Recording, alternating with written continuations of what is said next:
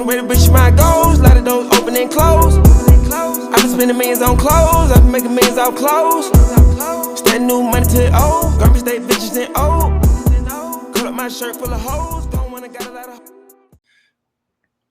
All right, welcome back, everybody. It is the Swag Dirtbag Show. I am your co-host, Brandon Dudley, along with you-know-who, Kobe Franklin, a.k.a. Mamba. And we got a special guest with y'all today. We have Shanice Oliver, a.k.a. Lady Swag. What's Big going on? Mom. Hi, Big Mama. Big Mom. We've been dying to get Shanice on the show, obviously, because she is one of the best bowlers, best female bowlers, one that we have on Swag, and then just in the industry as well. So she's so good at what she does. And the crazy part is she throws 16. We're going to talk about that part because you got to have, and her backswing is as high as mine. So with that being said, we're going to talk about that portion of it. But first of all, glad to have you. Thank you so much for jumping on with us and just giving us some of your time today and talking bowling with us. So we really appreciate that. So thank you so much. Yes, of course. Thank y'all for having me. Absolutely. So let's get it started. Obviously everybody kind of knows me and Kobe's story and what we do and how we are kind of with Swag. How did you, one, get started with bowling, and two, Swag? So I am a bowling alley baby. I grew up in the bowling alley. My dad bowled, my grandpa bowled, my brother bowled. So of course, I got into bowling at a very young age. I'm gonna say around like 4 or 5, we were bowling, and then of course, when we got into elementary, middle school, that's when we really started bowling almost like every day. After school, we're hitting the bowling alley. Okay. And I mean, fast forward until today, that's kind of where it came from. It was a family tradition. It was a family thing. My dad did it. My grandpa did it. So it's like they passed it on to me, and now I'm bowling. Does anybody else in your family still bowl aside from you? So right now my brother bowls. He stopped for a long time, and then I stopped for 4 years, and I got back in what I think is technically 2 years. I've been back now, and I just drug him in last year. So he's now back bowling, and I love it because I mean it's special to be able to bowl with family or even a spouse or even a friend. So to have my brother and my husband, I'm like, look, I'm winning. Okay, winning not only on the lanes but in life too. Right. Exactly. So wait a minute, who better, you or the husband? I am. Well, he just started. He is so competitive. So he's like, look, you're gonna wake up one morning and I'll be better than you. You can be like, huh? It's like, I got years in this. It don't work like that. It don't work like that. It helps to keep everything interesting. Yeah, you know what? Is it a perspective of like my family? I'm like Shanice. I came up bowling. We used to go on vacation, and it's 9 of my mom them, and we would go on a whole family vacation with all her brothers, sisters, their kids, and we would bowl to see who was gonna cook family breakfast, family dinner. I mean, it was nuts. You're on the lanes at 10 years old. You got your uncle like, oh, you better make this shot. Like, bro, I'm 10, dude. Was it that intense, or how was it? Yes, I mean, so my brother and myself, we're very, very competitive. I'm the only girl. I have 3 older brothers. So, I mean, that could kind of put things in perspective alone. And it don't matter what we're doing. We could be playing video games. We could be racing up the street. Anything. We betting on it. I bet you I'm gonna beat you with this. I bet you I'm better than you with this. So, growing up, we used to just everything. I did with my brother. Okay. And that's just kind of where I guess the competitive side came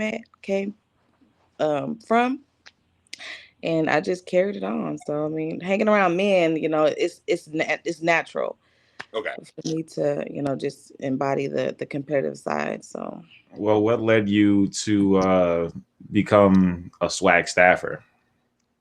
So I honestly don't remember how I heard about California bowling, but it was a one of the pro shop guys in my local area mentioned it, and it was like anybody could get on California bowling, and I'm like, let me see what this is about. And this is I was in my early 20s.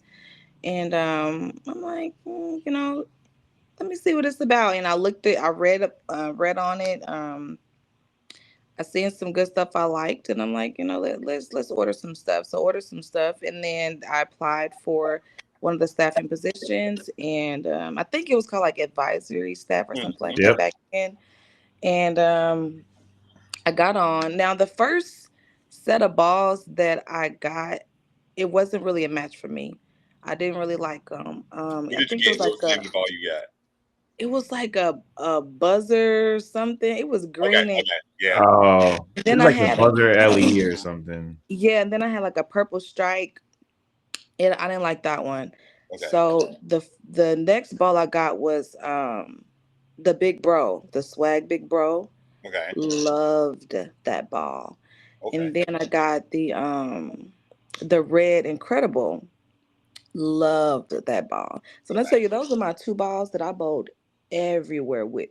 I'm telling you, for like 4 years straight. Those are the only two balls that I was using everywhere. Look, she say, you know Everywhere. what? Give me a 2-ball roller. I don't need nothing else. Literally, Good to go. literally, those are the two balls, and I'm telling you, it just matched perfectly. So then, I mean, when we turn into swag, I'm just like, it's a no-brainer. Yeah, I'm about to get these balls too. yeah. So Now, here's the more interesting question that we all have. You skipped over 12, you skipped over 13, 14, you even skipped over 15. How did you have a high backswing and throw 16 pounds? So I didn't originally start at 16, and I didn't originally have a high backswing. I actually used to pull the ball, like my release used to come across my body like that. Ooh. Um, I was about 20 years old, and it was this guy named Danny Bradley, and he was like, Shanice, you throw the ball so well, but we could get you to the next level if you can just bring your arm up, like follow through past your head. And he literally worked with me for a few weeks. We used to go practice at our local shop, at our local bowling alley. And then that's when I really got my follow through down. Because again, I was literally going across like this, just kind of yanking the ball across me. And when I got it to go up, it maybe was like 6 months later, my high backswing kind of developed, and I didn't even notice it Hmm. until people was like, "Girl, how you get that ball up so high?" And I'm like, It's just "Is natural. it?" Well, It's just well, natural. if you really think about it, it's all those little minor tweaks that you do that can make such a big difference in your Yep. game. Yep. Because keep in Yeah. mind, I used to be about like 2-0 before I went to Dan and Tori. And Mm-hmm. Dan and Tori told me that my physical game was great, but all I had to do was just stay down, keep Mm-hmm. my knee bent, stay balanced. Once I learned to do that, everything else soared from there. Yeah. Oh, you talking about Tori and Dan Bartoloni? Yep. I've been Yep. bowling with Dan Bartoloni. Oh my God, since 20, I've been 22, 23. We had the same coach. Will Yep. Clark, the bowlers and y'all. Nice. Most of my success goes to them, Okay. especially them late day drill practices Mm-hmm. where we had to hit our target 10 times in a row. Mm-hmm. And if Yeah. you didn't, you couldn't leave practice. So let me Oh, tell you a little bit wow. about Tori Bartoloni, Shanice. She is, I think she's still coaching college right here locally, right? Yeah, she's a silver level coach over at Elmhurst. Okay, that's what I thought. Okay. Dog. That girl, dog. And Yeah. Look she at the started out product you came with. Dan was always good. Me and him came up under the same coach, but Tori was always a dart. She was just a dog, and she still bowls. We just bowled a tournament on Black Friday. It was on 47 feet. It was on is it Eiffel Tower, whichever one it is from Paris, whatever that was. Still Statue of Liberty, I think. Statue of Liberty. There you go. And 47 feet. And I go to Tori. I'm like, I shoot 230 game one, and I am totally lost game two. And I'm looking for a lefty that has anything. Her sister's a lefty. She was like, I got her standing over here and just trying to fluff it. And Cam Crow was there that day too, and he was looking lost early. And so I'm like, well, I can't watch Cam. I don't know who to watch. I had two guys from the University of Wisconsin, and I look over at Tori. She's just up the butt, just striking. I'm like, I'm so sick of Tori striking like this. Man, she used to be whooping me in spare practice. Oh my goodness. So Yeah. did y'all go to college for bowling? I didn't. I did for a year. Oh, For a year and a half, I okay. went. and it was the best year and a half that I ever experienced. And after that, I stopped bowling for about 2 years, came back, and the rest is history. Yeah. Yeah, I went to the school of my grandfather. That's about it. Okay. He went for IT things. Yeah, my parents made me go to school. They was like, "You going to school for nursing or IT?" So bowling was like secondary, and yeah, it was just like I said, it was just the family things, and because there was so much pressure on us early to be good bowlers, and it was tough for me because I was the lefty. So me being a lefty, my grandfather was like, "You bowl with the wrong hand. You need to learn how to switch. You need to do it right." And I'm like, "What? I can't help what hand I am." Right. So it was that, and just being tortured by family members. My mom is a dog too. She would just beat us in. She would beat my dad head in, and so that's why I love when I see bowlers like you who just have that grit. And a lot of guys, when they walk on a lane, they see a girl and they're just like, "Oh, I got a free. I'm running through it. We'd be all right. I got a free win." And then now so you got 7 put on you, like, "Oh, now you got to strike because if you miss, she beats you." So I love that, and I love to see like how that works out. But yeah, that was my school of bowling. It was, you lose, you're gonna make these pancakes, so you better strike. That's right. Mine was more about, all right, I'll be sitting in the car in the back seat and say, you know what? If you shoot so and so today, I'll give you $20. Nice. If you shoot 250, I'll give you $50. All right, cool. Say less. Shanice. Although the funny part about this whole story, I used to be one-handed until about 10 years ago. What? I used to be one-handed until about 10 years ago. And the funny part is, I still remember to this day, special guest pop in. My dad was threatening to rip me from bowling because I did not throw the ball traditionally. But at the age of 15, 16, I went from averaging 180, 161 to 186. And so after he saw that big jump, he's like, you know what? I'm just going to shut up. I'm not going to say anything to you. And like I said, my dad bowled, my sisters bowled, my mom bowled. So it's like, all right, my dad's highest average was a 223. And he took me, he said, you know what, champ? I want you to be better than me. So I'm like, okay. Right. And I told him, I kept the promise to him. I said, you know what? I'm going to take this Franklin name to a whole new level. I'm like, let's believe that. So all of them hours of practicing and, getting bowling balls and everything. Like, people just think just because you have a new ball that you're just there to test it out.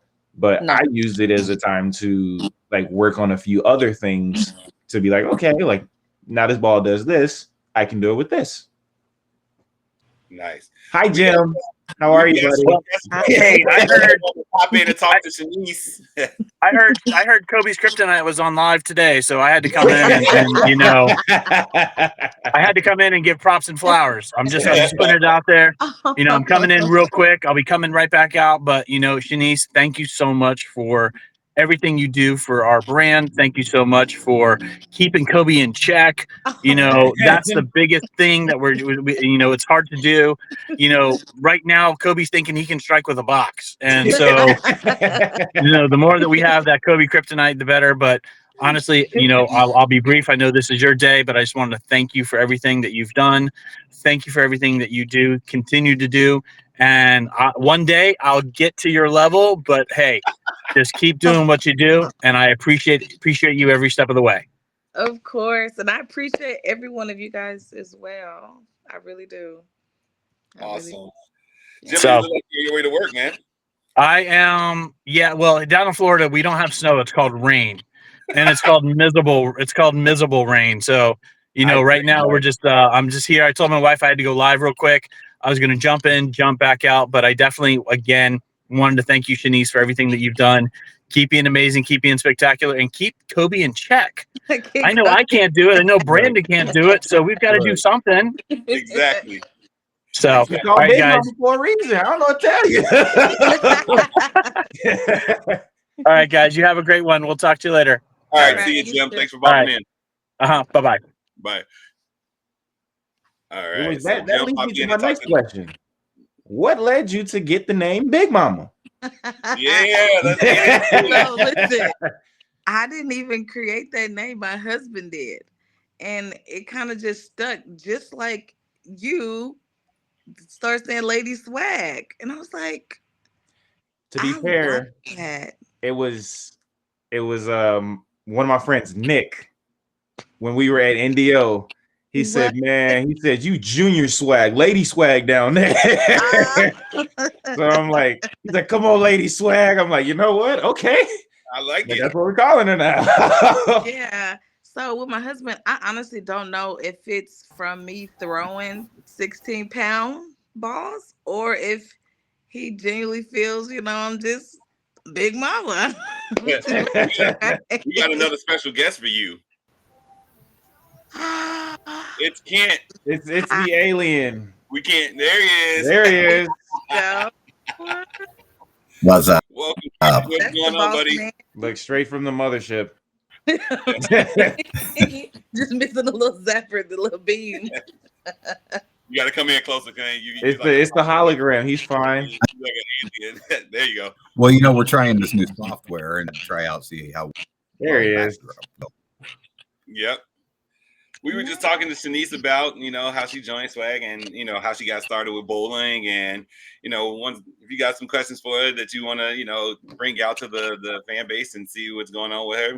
We talked about how she got the name Lady Swag and the high back swing. And she throws 16 pounds. And that's just nuts to me. But so we were just going through that background with her and just, seeing how she, does in the bowling industry. Yeah. Cool. The boss man. Does he have any questions? Interesting. So Kent, when you saw I'm Shanice, lagging a little bit, but just a touch. But Shanice came out and helped me out at one of the trade shows, and it was great to meet her in person and appreciated all her help when she was there. Yeah, of course. I mean, you're such a cool guy because I tend to get nervous. I don't know if it shows all the time, but I try to hide it. So I'm like, talking to people it makes my arms sweat, but I try not to show it. It's like, if I know you, of course, it's cool, but like doing presentations or speaking, I'm like, oh my gosh. Oh, the trade show was real cool. How was it out there, Yeah, it was a lot of fun. being with Kent and promoting the new Swag bowling, especially Swag is up and coming and things like that. So obviously Kent does it all the time. Yeah. He does it. How was it for you to go out there and push a brand that, maybe some people even look down upon, or some people just didn't know it and they see it upcoming? How was it for you to talk about your experience? It made me feel really good. It made me, when I walked through the door, I had my head up, shoulders back, because I'm like, I am part of something that's growing. We have some really great people. We have some really great equipment. And, it's all just coming together. We're getting the name out there more and more. So to be able to, go to a trade show and see all these different other brands and be able to talk to people about our brand, I think that was really cool. Because a lot of people don't even know they're starting to hear swag, but they're like, what is swag?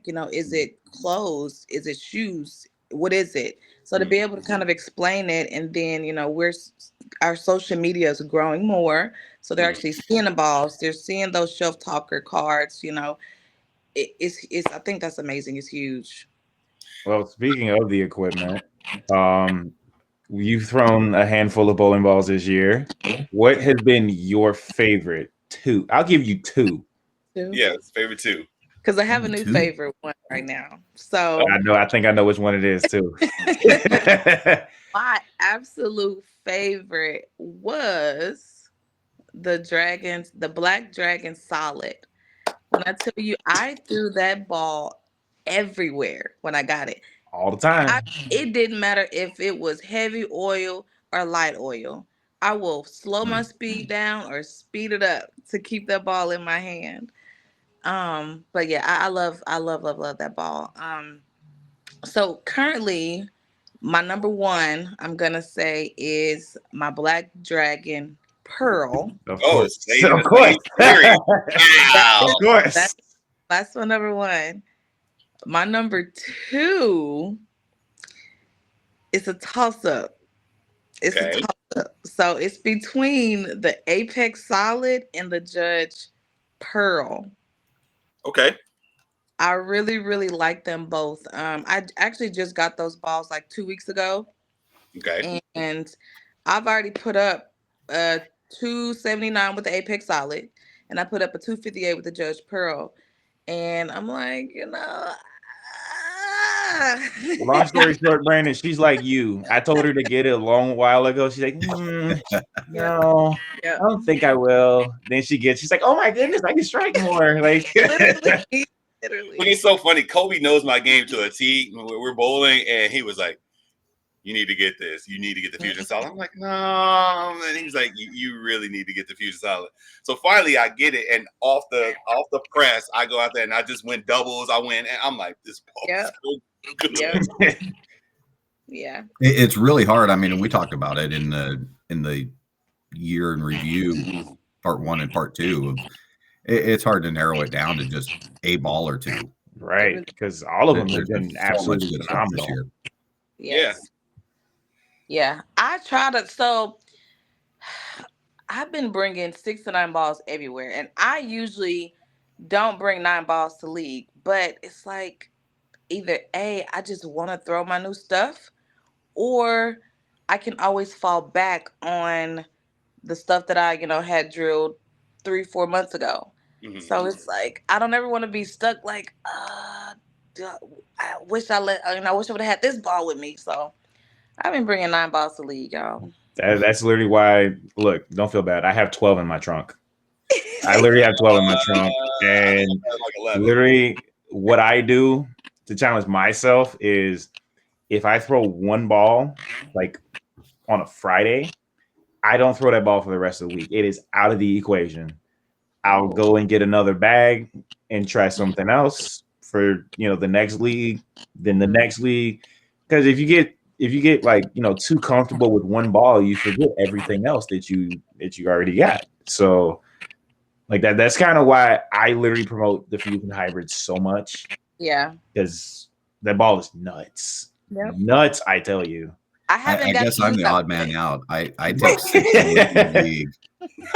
And usually I already know going into league what I'm going to showcase that night for the live. And everything else is just there in case it doesn't look good. Okay. Right. Shanice, do you have some questions for Kent? Obviously, you're Lady Swag, and you get a chance to promote on the lanes, and obviously you're promoting against the bigger brands such as Hammer and Storm and things like that. What are your questions for Kent? I mean, I don't know if you watched the first. I know you did watch some of the episodes we talked about it. Yes. What questions do you have for him that maybe we missed or that you're thinking about as being out there on the lanes? I don't know, because I feel like I'm either bugging Kent in his inbox No. or he does a really good job with explaining stuff through live. So You're not one of the ones that bugs me and blows me up. Yeah. Guilty. Just don't mention his kryptonite words. There's 2 words. I don't know that yet. I do. You see his face? You see his face? We're gonna have to link up. Just after wait till I this get back on live. the lanes.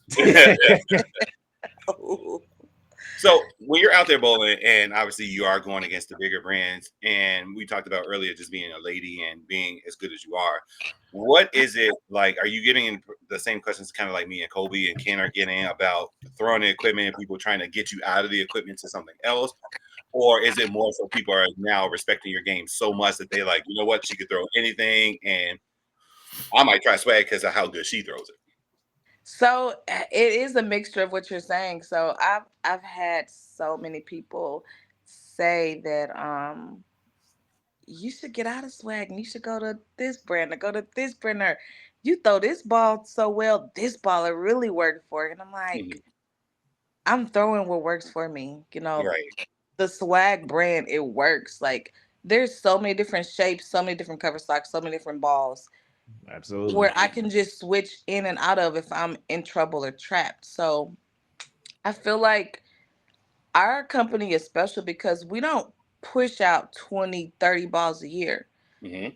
We have what, 10, 12 balls we push out, and we actually have time to throw those balls. We Right. have time to Mm-hmm.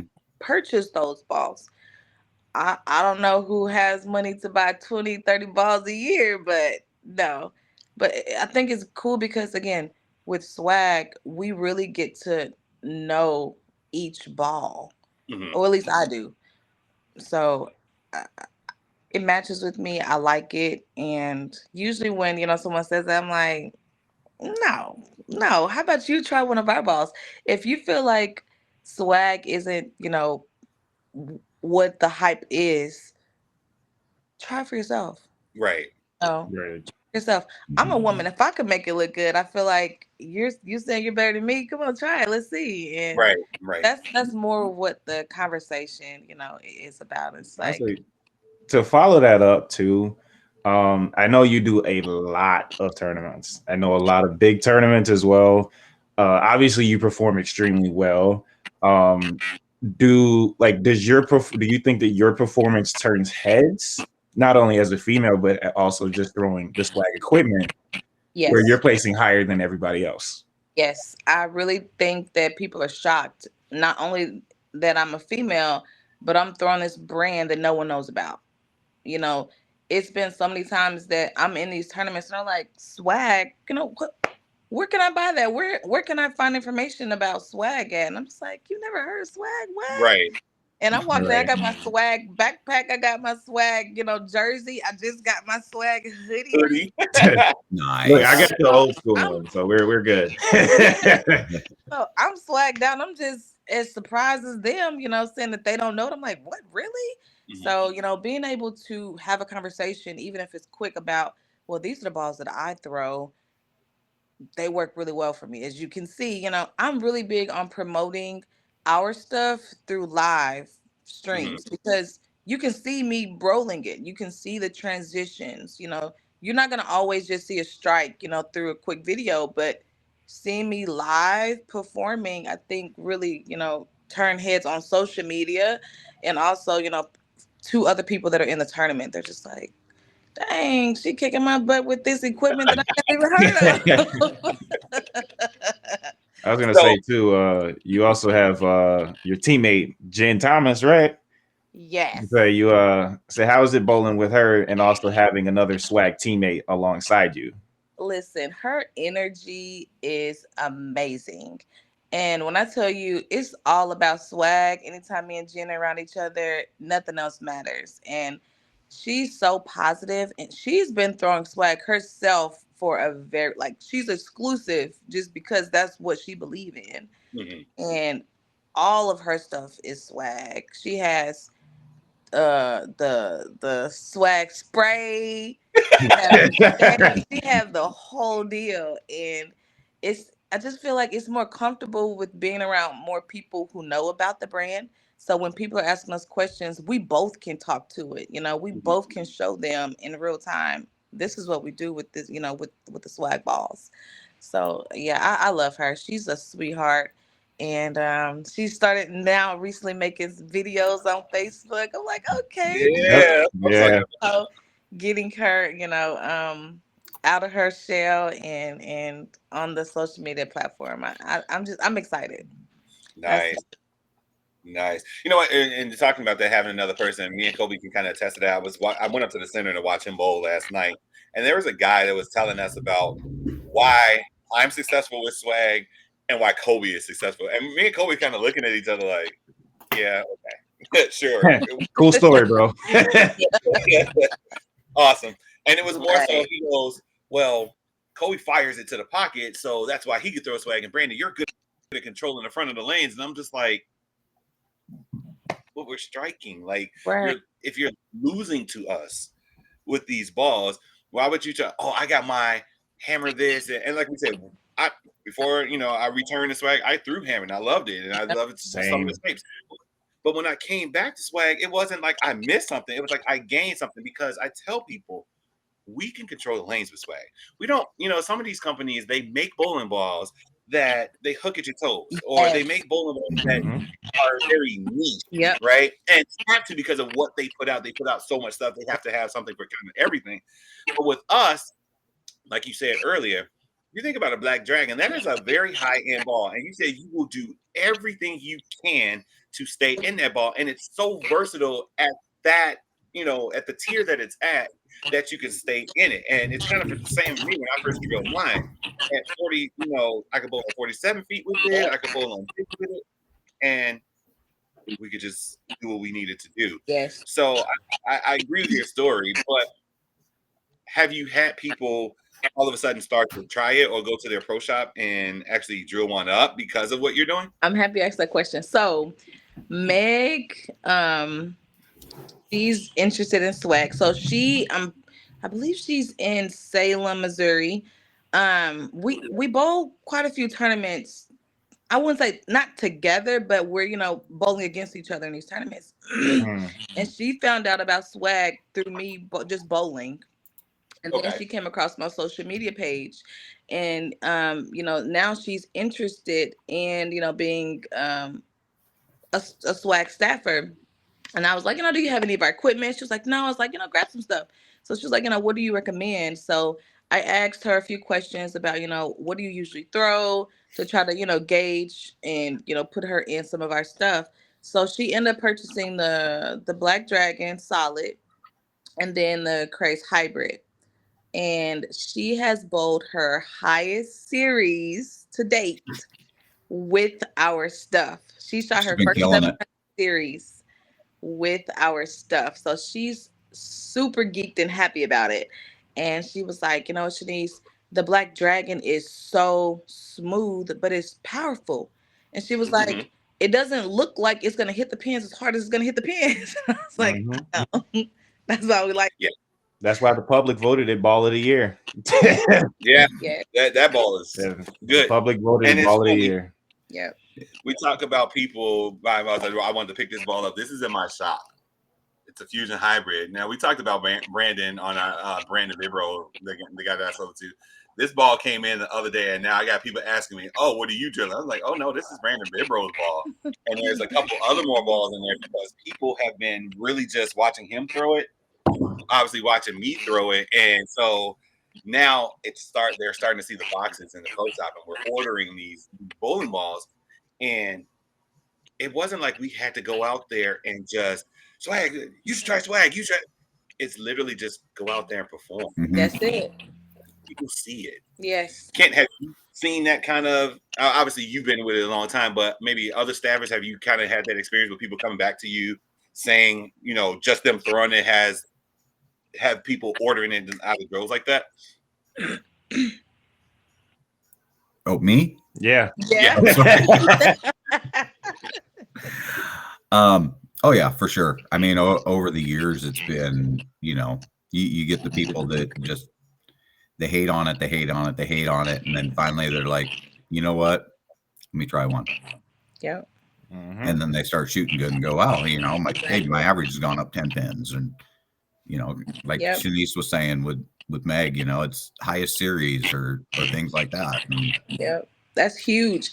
And I feel like our stuff, if you believe in it, you're confident in it, that matters in bowling. If you don't have confidence, I mean, you're not going to bowl well. I feel like the stuff that I'm bowling matches up well with me. I'm not going places unsure of my equipment. And what I hear a lot is our stuff doesn't hook. Yep. All the time. I'm just like, it's a bowling ball. It's a reactive ball. It hooks. It's going to hook. I mean, I'm a straighter player just because I grew up hearing straighter is greater. I'm a power player, so I save my energy for the pocket. I don't use it up before the pocket. That's just not my game. But our stuff hooks. And I'm like, these people want stuff that hooks at your feet and then you can't throw it after game one, or you can't throw it in league. And it's like, what is the point of having a ball that shapes left to right so much that now you're leaving crazy stuff, or you're leaving a Greek church, a big four, You're getting or 4 even count just through burning meals. up, and it's like, have a ball that reacts, but it's still smooth, and that's what swag is. We have smooth, strong equipment.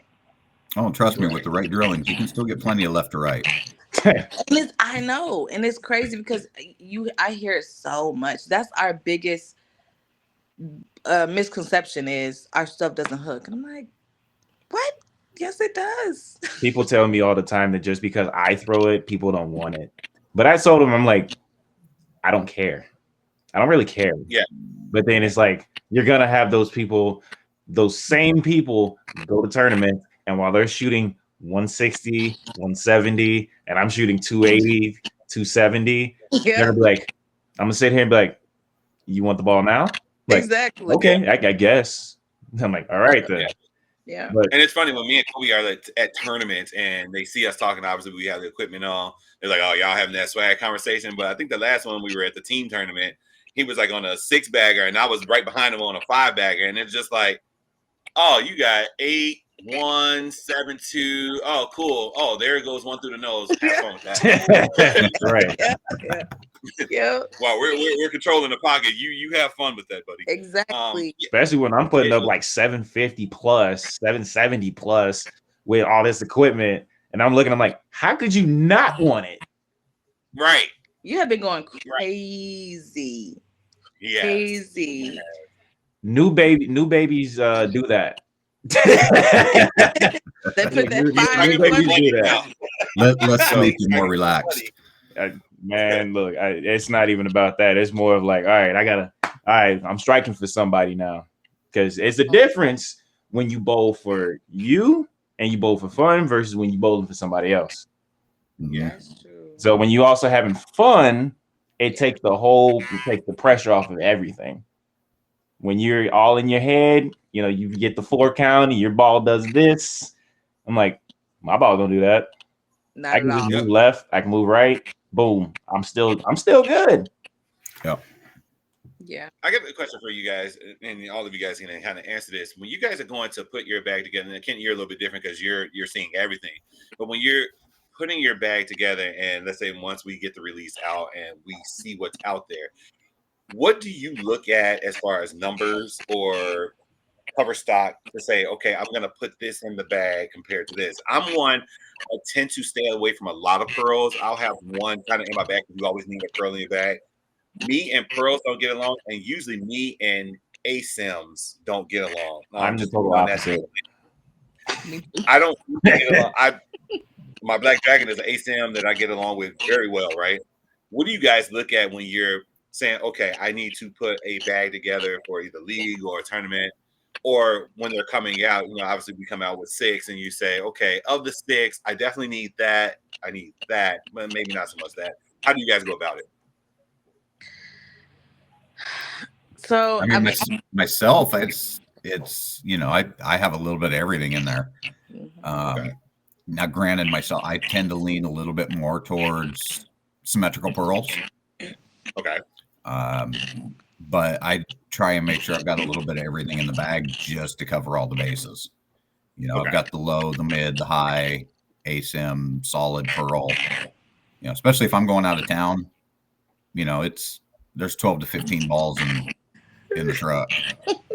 Man, you're getting way down. right.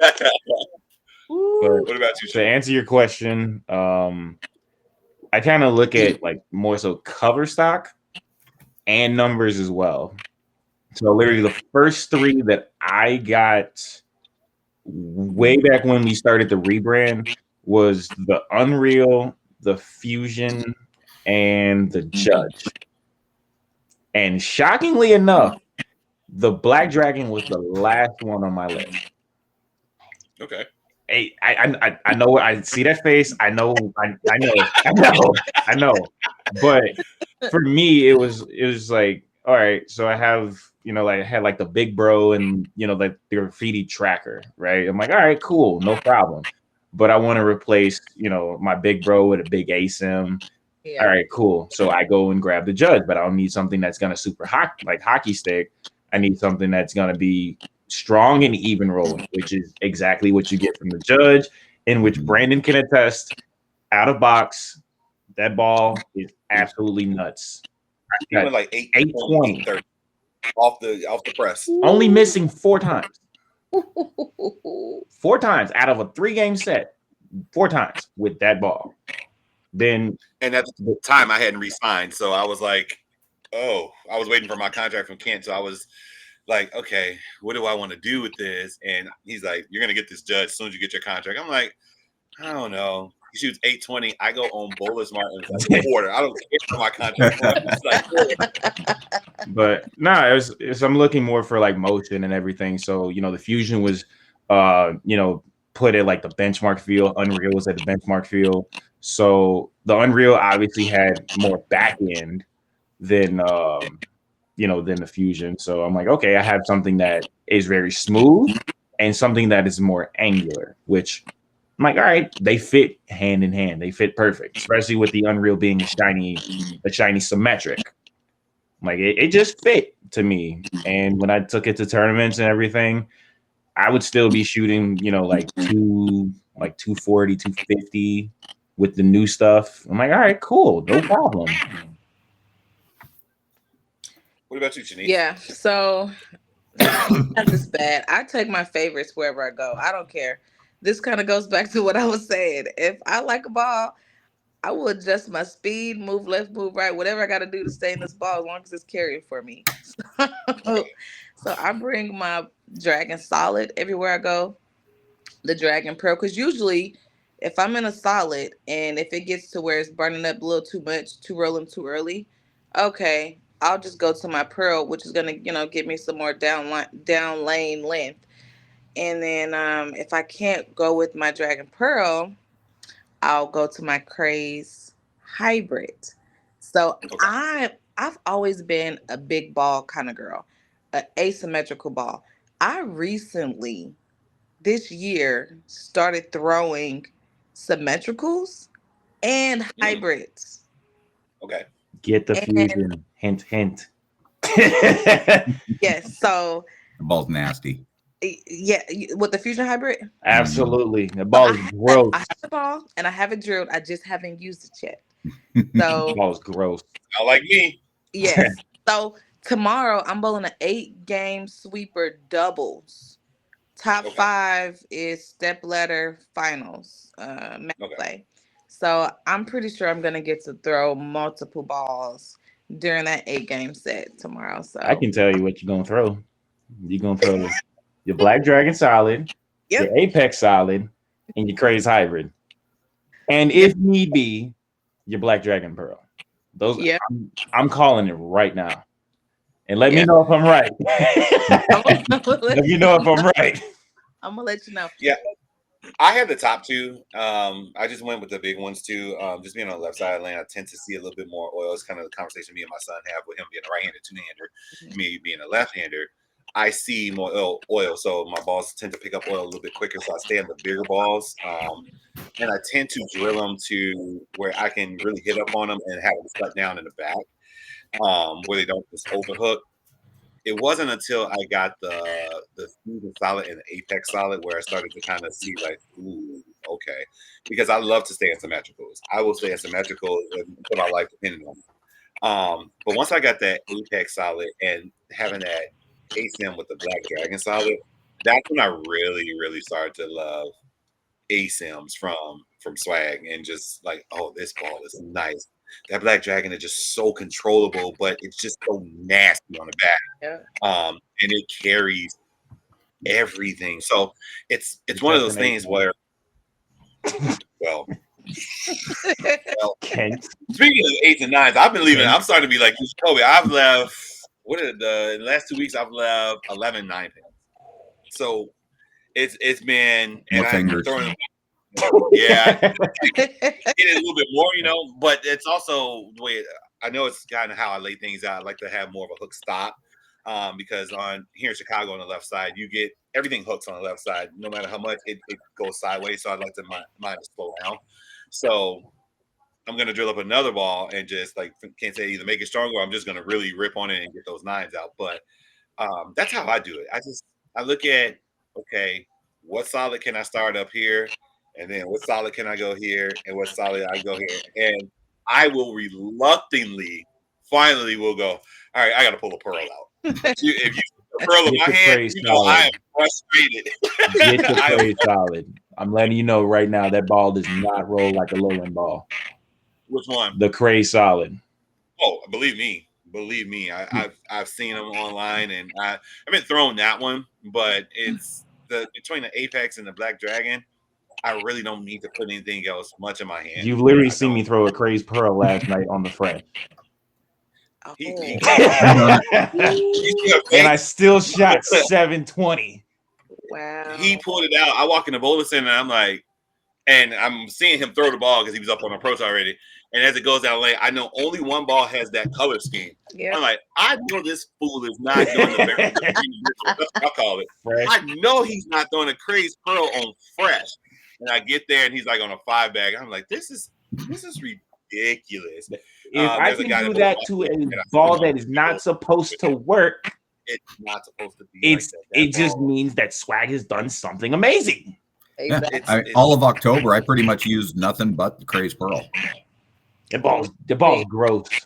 I literally just finished up a second one before, like an hour before league, and that's what I was throwing last night. And I mean, just throwing pins around, and that's another thing that I've noticed with the new Swag stuff. It throws pins around. Yes, you got stuff just coming back off the deck. Yeah. You know the way that the pins react when the ball is hit it. I've gotten out of some 8s and 9s because 10 has came back and swept the deck. The 6 has come back and swept the deck. Mm-hmm. So it's one of those things where not only are they shaping correctly, but they're not getting there and changing directions. You know, you're not getting balls that, and I've seen this with other brands where they hit the pocket, and I've seen the ball exit over the 10 for righty or the 7. You're like, oh, I didn't strike. I'm like, the ball exited over the 10. What do you mean? Yep. So a lot of stored energy. Yes. And just remember, January is right around the corner. Oh, I know. You know, that's part of the reason why I picked up the 3 balls that I just purchased a few weeks ago, which was the Apex Solid, the Fusion Hybrid, and the Judge Pro. Because I'm like, I know something, was coming down the pipeline soon. So let me get it. I could pretty much be anybody's ball rep. Just let me know. This guy. That's the beauty of it is I've thrown everything, but just because of the way that I throw it doesn't mean that I can't see it in somebody else's hands. Absolutely. Yeah. Absolutely. So if like Shanice, if she's a power player like me, the Fusion Hybrid will be the GOAT for her. I'm calling it because I'm the GOAT. She is kind of a power player from what I've seen online. I remember the first time I saw you throw a ball online. I was going through Facebook and you cocked it back into it. I was like, oh my God. Look, so I wanted to see more shots. And I was just like, oh, this is nuts. And then Kobe told me, he was like, man, have you seen? I think it was right before you guys won the doubles. Mm-hmm. And he's like, I'm bowling with Shanice. I'm like, I just saw her throw a ball online. It is crazy. She saw me throw that judge in person. Listen, the Kobe turned in that tournament was nut. Like everybody was talking. Some 200 down there. He got the front 8. He got the front 9. He went, and I'm like, 780, 790. Yeah. Where were you guys at when you bowled that tournament? It was Bolero and Woodridge. Yeah. Ooh. It was the NDO tournament that they had down there. Challenge. Yeah. You were throwing a judge in Bolero Woodridge? Yes, the judge solid. And my lowest score that day was a 234. Yeah. He put all 3 games. Horrible. That place was gross. Yeah.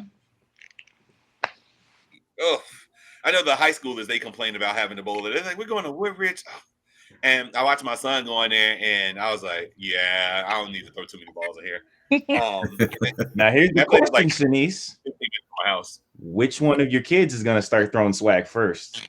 Ooh. Listen to this. Last night my husband was like, because both of my boys are two-handers right now.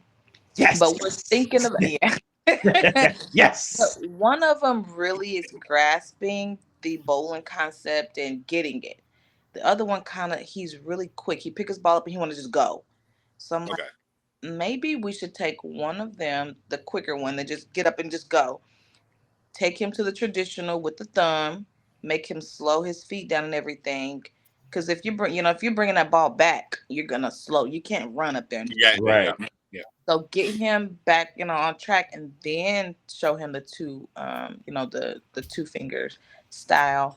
And last night my husband was like, "Well, I'm gonna just say this now. King, which is my oldest, he's getting a swag ball for Christmas." So that's gonna be his gift to the oldest. He's 9, so okay. He's gonna get a swag ball. Crazy. How did them? So I don't remember which one comes in. If we have any that comes in 12, I think it was the craze.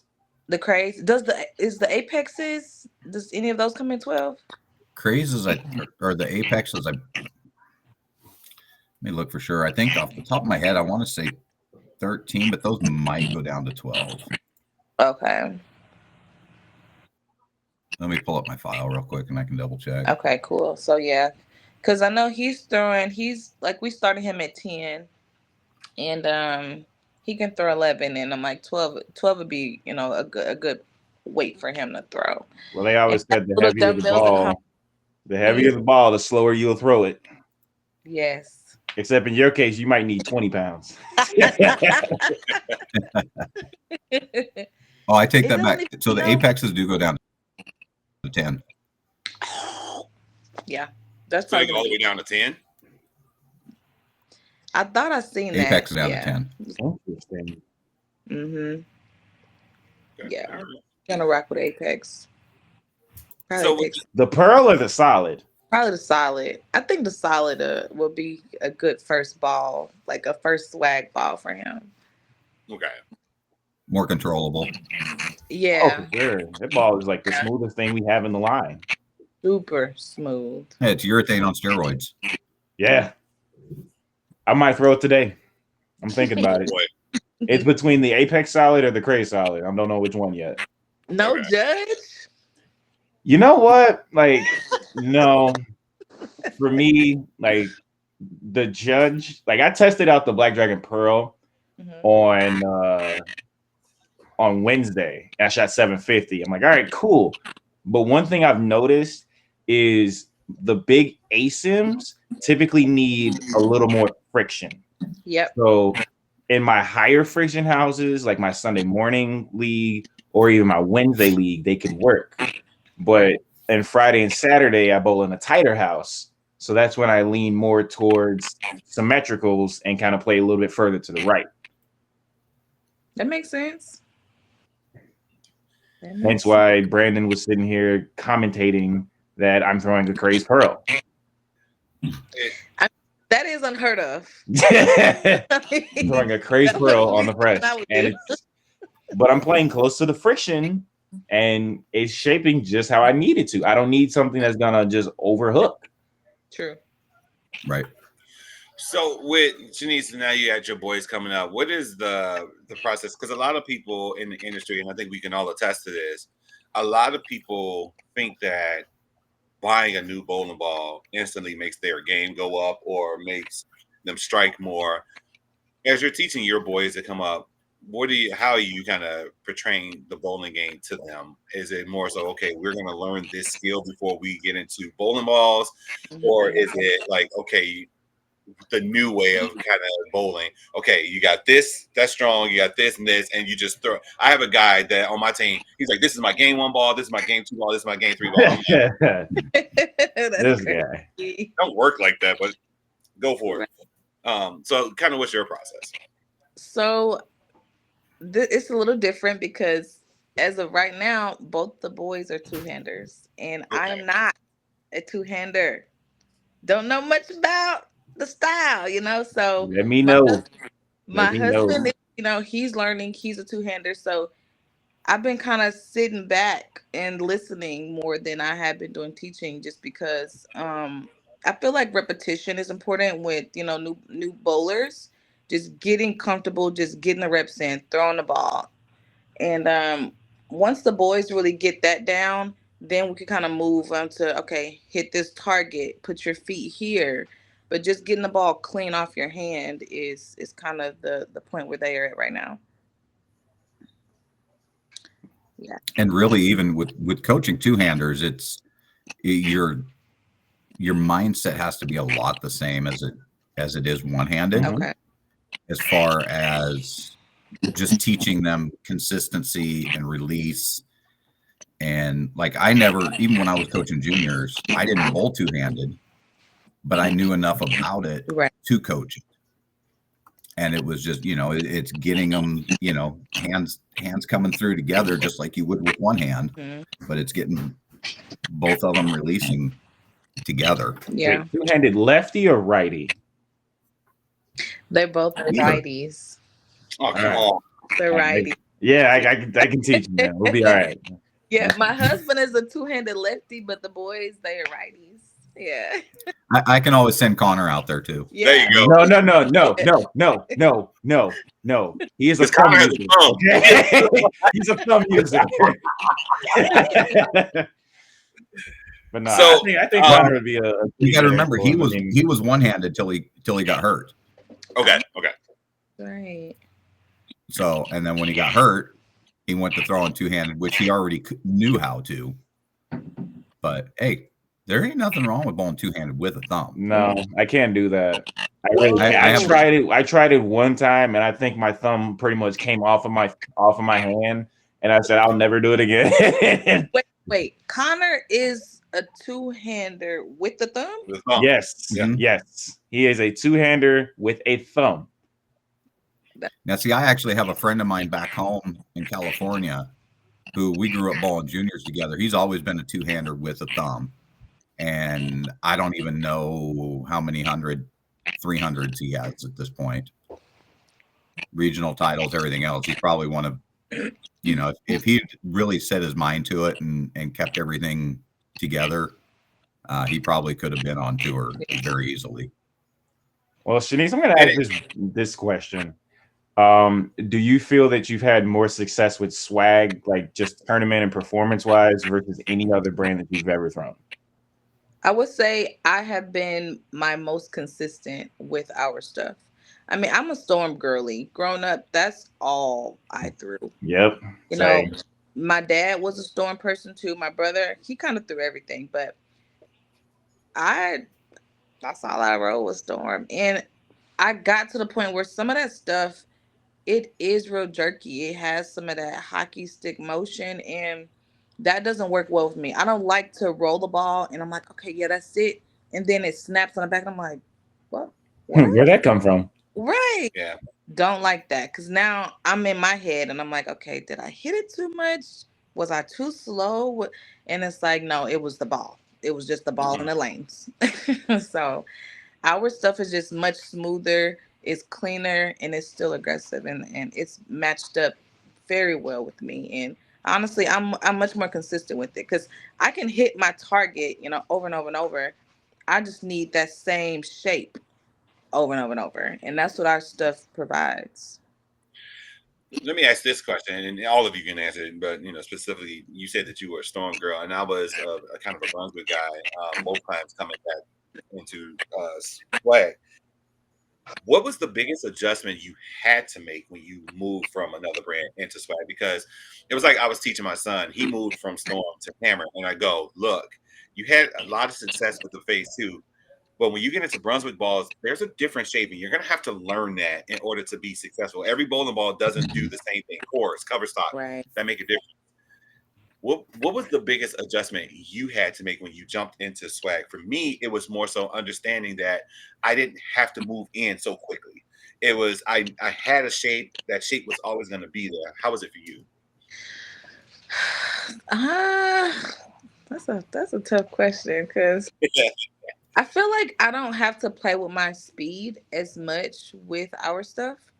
Okay. Compared to, I feel like with Storm, I would find myself throwing it harder a lot of times.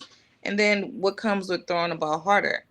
I'm missing. I'm coming across Yep. my body, or I'm, off step at my release. So I feel like that was something that I had to make adjustments with, is, you know, with my speed, is switching brands. I think, to be fair, because I literally just started throwing like swag like last year, right? Beforehand, everybody knew I used to strike with Brunswick. I used to sit here and put up honor scores pretty much almost every month. Like it was great.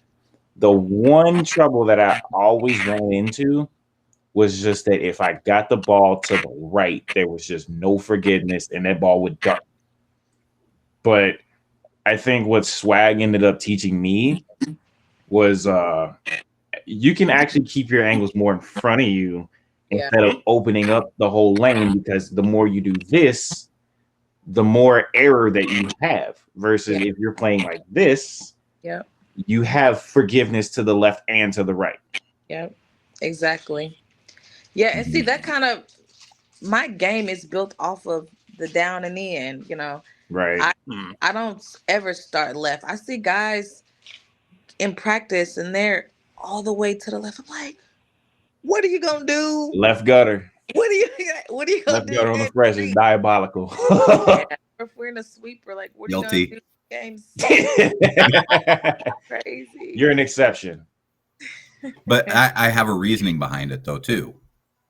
Because most everybody in the league is playing around 10, 12. I start further in, between 15, 20. I keep my shot to myself all night. until Connor moves in. Well, yeah, till he gets in there with me. And then, I mean, even at that, even if we're playing close to one another, it's, minor adjustments.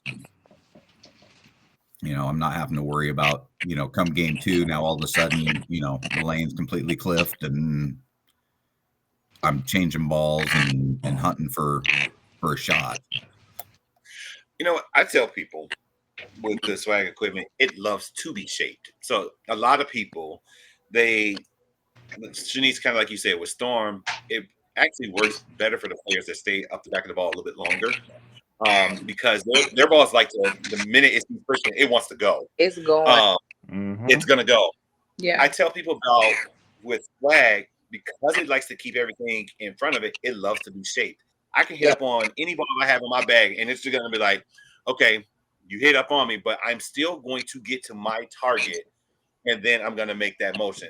And so, what I will tell people with swag bowling balls is, you can't just go in there and say, put the pin above the bridge and go. No, you have to lay it out correctly for your game, because when you put that ball in your hand and you throw it, it's going to do exactly what you laid it out to do, compared to your PAP, compared to all this other stuff. It's not going to be funky. It's not going to be skittish. When I lay out bowling balls, I've short pinned a couple of the swag bowling balls, and they do exactly what I want them to do. Yeah. I can hit up on it, watch it roll, and I go, and there it goes. And I know exactly what it's going to do. I have no guesswork. Yeah. Doing the bowling balls. And I think that was the biggest thing that I noticed as a difference. And the biggest thing that I loved immediately was that portion. Yeah, your driller absolutely matters. And it wasn't until this year that I really noticed it, because I was that girl who's like, give me pin down, give me pin up, give me kick this out to the right. But I really didn't have a whole bunch of why behind it, or I need this ball for this. I want this kind of shape, so do this. My driller, which I've been with him for, I think, about 2 months now. And he took the time to watch me bowl. He, found my PAP. And now he's able to learn about our stuff, match it layouts with me.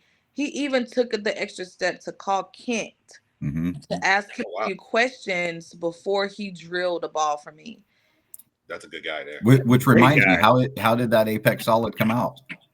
Amazing. I threw it in the Thanksgiving sweeper, And first game, I think it was 278. It was either 278 or 268 with it. First game. So I'm like, I love that ball. Oh, great. Love that ball. You hear a lot of people saying that our balls are good because there's not really a bad ball on the market right now. In which, while other brands are tied, where you have you have 3 brands, you got B7, you have Motive as a standalone company. Ours is just different with very different shapes. Yes. Mhm. And you can pretty much plug anything in any bag and you will still be effective regardless of what you have.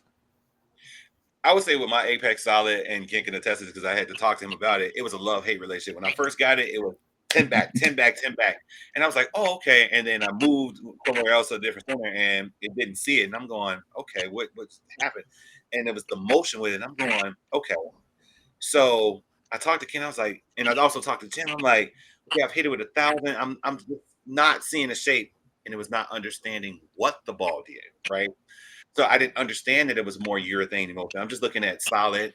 Let's go. He goes, no, it's more of a urethane motion, but it's a little bit more pop on the back end. And I went, oh, that makes sense, because once he told me that and I saw it on the lanes, I'm going to plug this and re-drill it now, because now that I understand what this motion is doing, I plugged it and I re-drilled it. I went out on the lanes and I threw like 7 in a row, and I was like, nice. Just because you told me. I know where it goes in my bag, what it does. And that's why understanding those motions are so big, and understanding what the ball does. Yes. Because that could have been a ball that I threw away because I'm just like, it doesn't match my game. And I'm not one that says that every ball that you drill is going to be just perfect. It doesn't work like that. Some balls are a matchup for you, right? And that's how I was looking at that ball initially. And even after me and Kobe did the video where we were striking a lot, but it was just, I didn't understand what that ball did. And then after Kent told me, no, this is the shape you should be looking for, and I re-drilled it, I was like, And I know at what time I could look at the lanes. I'm in shadow. I'm like, yep, it's Apex day today. It's definitely an Apex day today. If the center is hot, then the lanes tend to be a little bit more, quicker to respond. If it's colder, it tends to play a little bit longer. So I know here's what I need to do specifically at this time. Oh, yep, today is an Apex day. Oh, today is a Dragon day. Today is a Fusion day. You know what? Any day is a Fusion day. I'm sorry. I'm we don't want to take up too much of your time. So we're going to leave on this last question that we have. What do you feel like? Are you on a scale of 1 to 10? How excited are you for the future of swag, and just as a brand and also just as a representative? 10? Hello. So, I mean, to have multiple balls that you really like out of a company that don't even put out, a ton of equipment says a lot in itself. These other brands, they're putting out 20, 30 balls a year. And what people are liking, 3, 4, maybe 5 of them. And we're putting out, again, around maybe 12, 15 on the higher end a year. And we're liking closer to 10, 11 of them, So that's the difference. We're more personable with our stuff. We know it. We can roll it. We practice with it. We know what's going to work. You can't be a Storm person or a Hammer person and know all of their equipment. Is too much. You're going to confuse yourself. So absolutely 10 out of 10. I'm happy to be a swag staffer. I'm happy for the future of swag. We're getting more buzz. People are, ears are listening more. Eyebrows are going up. So, I mean, it's very exciting to be a part of something that's up and coming. That's getting the traction that it deserves, and getting out there. Well, we thank you so much for your time, Kent. Thank you for joining in on a Saturday morning. Thank you. Thank you for all you do. Uh-oh. Yeah. So. All right. Well, thank you all for having me. Of course. I'm gonna stop it right here.